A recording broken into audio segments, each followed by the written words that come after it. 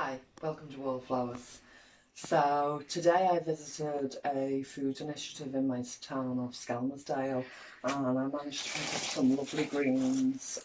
So we got spring greens, I managed to get curly kale and some nice fresh green beans. I think a lot of us should be shopping at the food initiatives, food banks, and getting as much fresh vegetables as we can to feed our families throughout the week, and supporting these initiatives to actually keep going, because we don't know how many of us may be dependent on these later on. Some of you may be aware, some may not. That the wages that we're actually receiving at the moment, such as furlough, is normally about 80% of our natural wage.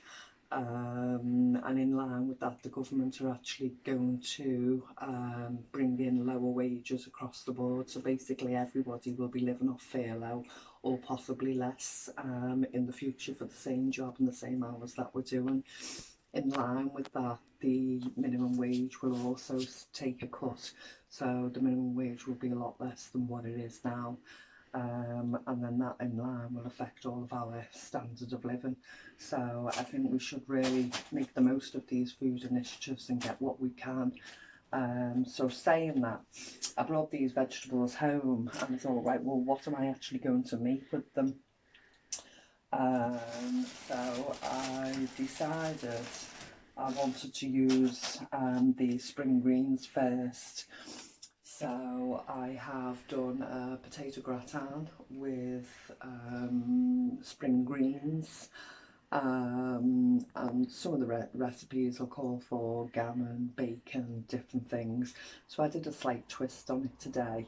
I had a small piece of gammon left, I had one single slice of ham left, and I had a nice chunky beef burger left.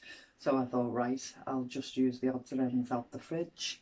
I also had half a jar of fresh peppers that I chopped and sliced and put in a jar in the fridge.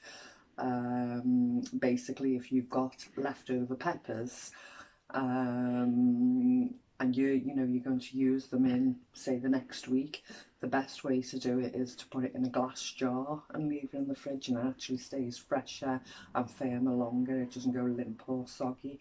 And I actually do that with lettuce, tomatoes, and a few different salad and veg ingredients. They will keep longer in the fridge in a glass jar. So as I say, I've done a twist on a spring green potato gratin, and I've put burger, ham, and a little bit of gammon in. I'll share the pictures with you now. Have you made any cheap versatile meals with the cheap ingredients or the leftover ingredients that you've got in your fridge? You know, one slice wouldn't be a meal for anyone really, but when I've put this together, that one slice, that little bit of gammon and that one burger has made 6 meals basically. So three of us have had a section of it today, and then I've also got enough for 3 of us to have a meal tomorrow. So I've made 6 meals out of this small bit of food really, and I managed to cook it quite quickly. I will put the recipe underneath. Thanks for joining me. Let me know what you're making, or put me to the test and ask me to make something. Okay, speak to you soon. Bye. This bag of spring greens actually had 3 heads in, so I took one, chopped it finely and put it in a pan, brought the water to a boil before I added it, and then simmered it for a while. Added some onion too. Then I peeled the potatoes, sliced for the gratin style, put those in a shallow pan with some milk and some cream, and some Himalayan salt. Again, I left those to simmer and kept checking them till they were soft. Then I placed a layer of the cream, milk, potato gratin a layer of the spring cabbage, garlic, and then started to add the small slithers of meat that I did have, a slice of ham, a burger that was spare because we'd only used 3.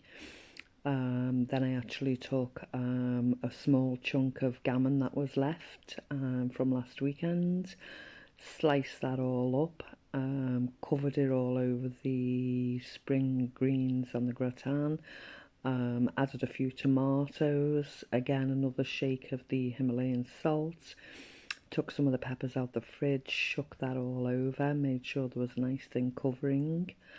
Then on top of that,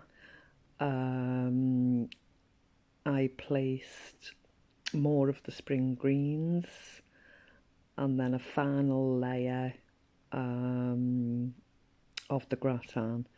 I'm loving the taste of the Himalayan salt, and I'm hearing there are a lot more minerals in that than any other salt at the moment.